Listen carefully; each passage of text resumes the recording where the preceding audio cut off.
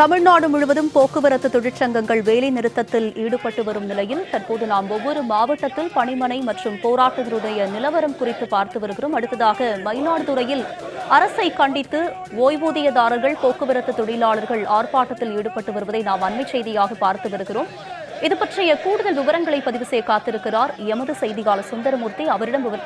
அவரிடம் விவரங்களை கேட்டு பெறலாம். சுந்தரமூர்த்தி, சொல்லுங்க, விளம்பர அரசை கண்டித்து தற்போது ஆர்ப்பாட்டம் மேற்கொண்டு வருகிறார்கள் போக்குவரத்து தொழிலாளர்கள். இந்த ஆர்ப்பாட்டத்தில் எத்தனை பேர் பங்கேற்றிருக்கிறார்கள்?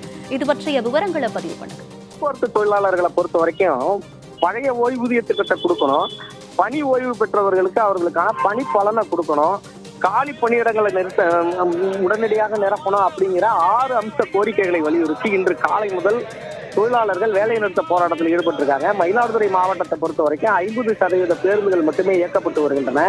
அந்த பேருந்துகளும் எப்படின்னு பாத்தீங்கன்னா காலை ஷிப்ட், மத்தியான ஷிப்ட்னு சொல்லிட்டு 2 விதமான ஷிப்ட்ல இருக்கவங்களையும் ஒரே ஷிப்டுக்கு திமுக ஆளுங்கட்சியை சேர்ந்தவங்களை அழைச்சிட்டு வந்து ஓட்ட வச்சுக்கிட்டு இருக்காங்க.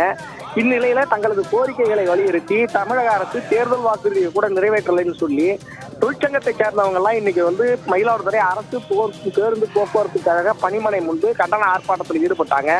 தங்களோட வாக்குறுதிகளை நிறைவேற்றாத தமிழக அரசை கண்டித்தும் உடனடியாக தொழிற்சங்கங்களை அழைத்து தங்களது நியாயமான கோரிக்கைகளை உடனடியாக நிறைவேற்றி தரணும் அப்படின்னு சொல்லிட்டு வலியுறுத்தி இவங்க கண்டன ஆர்ப்பாட்டத்தில் ஈடுபட்டாங்க. இதனை முன்னிட்டு ஏராளமான போலீசார் குவிக்கப்பட்டு ஆர்ப்பாட்டத்துக்கு அனுமதி மறுத்தாங்க. இருந்தாலும் அந்த அனுமதியை மீறி சிஐடியு, அண்ணா தொழிற்சங்கம், பாட்டாளி தொழிற்சங்கம், பிஎம்எஸ் தொழிற்சங்கம் ஆகியவற்றை சேர்ந்த ஏராளமான நிர்வாகிகள், ஓட்டுநர்கள், நடத்துனர்கள், ஓய்வு பெற்றவர்கள், பணியாளர்கள் இந்த ஆர்ப்பாட்டத்தில் பங்கேற்றாங்க. தமிழக அரசை கண்டித்து தங்களோட கண்டன கோஷங்களை பலமா பதிவு செஞ்சாங்க.